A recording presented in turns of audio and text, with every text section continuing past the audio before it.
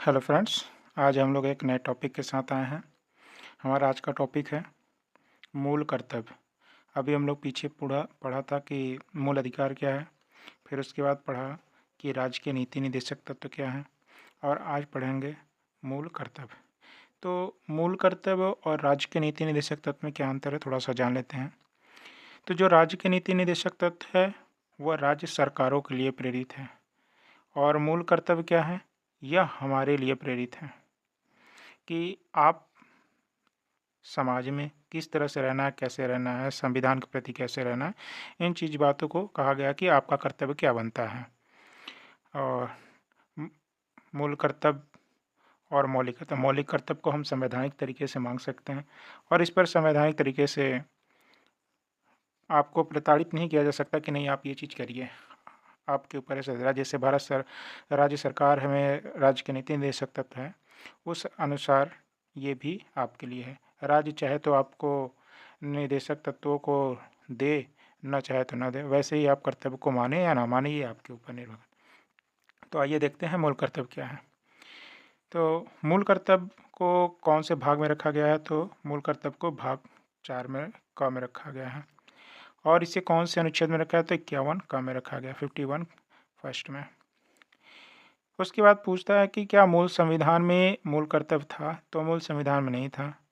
इसे 42वां संविधान संशोधन 1976 में स्वर्ण संघ समिति द्वारा जोड़ा गया था। मतलब इनके सिफारिश पे, स्वर्ण सिंह समिति के सिफारिश पे मूल कर्तव्य को जोड़ा गया था। और इसे कहाँ से लिया गया था, सोवियत संघ मतलब रूस से लिया गया था। जब संविधान को जो में मूल कर्तव्य जोड़ा जा रहा था तो उसमें 10 थे। फिर 86वां संविधान संशोधन 2002 द्वारा 11वां मूल संविधान कर्तव्य जोड़ा गया था। और पूछा जाता है कि क्या यह विधिक के स्वरूप है, तो यह अपरिवर्तनीय है। विधिक के स्वरूप ये अपरिवर्तनीय है। तो आइए हम सभी 11 मूल कर्तव्य के बारे में जानते हैं। तो हमारा फर्स्ट है संविधान का पालन करें। आपको कह रहा है कि आप संविधान का पालन करें, वह उसके आदर्शों, संस्थाओं, राष्ट्रध्वज और राष्ट्रगान का आदर करें। भाई आपको संविधान का पालन करना है, आदर्शों, उनके बताए हुए आदर्शों पे, संस्थाओं, राष्ट्रध्वज और राष्ट्रगान का भी आदर करना है। यह हमारा पहला मूल अधिकार है, मतलब मूल कर्तव्य है, सॉरी। दूसरा मूल कर्तव्य क्या है, स्वतंत्रता के लिए हमारे राष्ट्रीय आंदोलन को प्रेरित करने वाले उच्च आदर्शों को हृदय में संजोए रखें और पालन करें। तो हमारे देश में जितने भी स्वतंत्रता सेनानी लोग हुए हैं, उन्होंने जो राष्ट्रीय भारत को आज़ाद कराने के लिए जो जो वाक्य बोले हैं, जो आदर्श वाक्य थे, उनको आपके मन में, हृदय में रख के रखना है। जैसे तुम मुझे खूंदो मैं तुम्हें आज़ादी दूंगा, सरफरोशी की तमन्ना अब हमारे दिन। तो ऐसे जो वाक्य सब थे आंदोलन को प्रेरित करने वाले, उनको अपने हृदय में रखने की बात कही गई है कि आप उन्हें याद करें, उनका आदर करें। अगला कर्तव्य क्या है, भारत की प्रभुत्ता, एकता और अखंडता की रक्षा करें।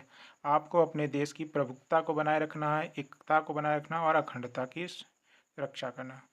साथ में अगला कहता है मूल कर्तव्य की देश की रक्षा भी करनी है। देश की रक्षा हमें ही करनी है।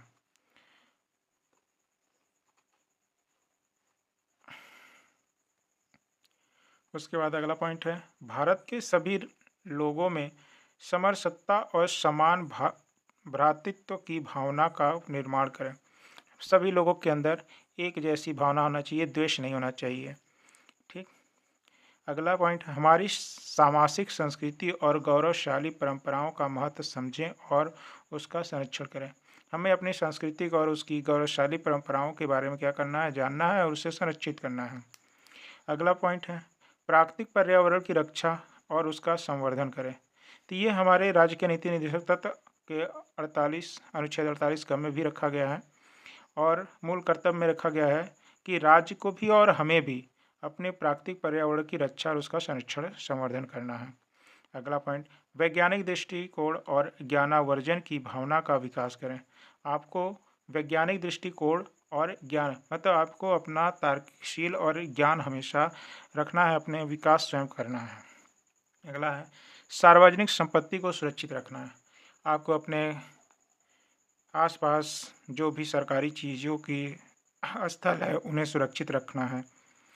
अगला पॉइंट है व्यक्तिगत एवं सामूहिक गतिविधियों के सभी क्षेत्रों में उत्कर्ष की ओर बढ़ने की सतत प्रयास करें। और व्यक्तिगत सामूहिक रूप से मतलब आप स्वयं और समूह को, अपने गांव को क्या करें, अपने क्षेत्र में आगे बढ़ाएं, देश में आगे बढ़ाएं। अगला पॉइंट है जो 11वां है मूल कर्तव्य, तो माता पिता का या संरक्षण द्वारा 6 से 14 वर्ष के बच्चों हेतु प्राथमिक शिक्षा प्रदान करें। मतलब आपका कर्तव्य है कि आप 6 से 14 वर्ष के बच्चे को शिक्षा दें, उसका प्राथमिक ज्ञान दें, ये न कि उससे काम धंधा करें। इसे संविधान संशोधन 21 क में, अनुच्छेद 21 क में भी रखा गया है और 86वां संविधान संशोधन 2002 में 21 मौलिक अधिकार के अंतर्गत है। तो ये आपका एक मौलिक अधिकार भी है कि आपको ये देना होगा। इसके लिए सरकार आपको दंडित भी कर सकती है। तो फ्रेंड्स, ये हमारा आज का टॉपिक था। वीडियो पसंद आया तो लाइक ज़रूर कीजिए और ऐसी वीडियो के लिए हमसे जुड़ें। Thank you.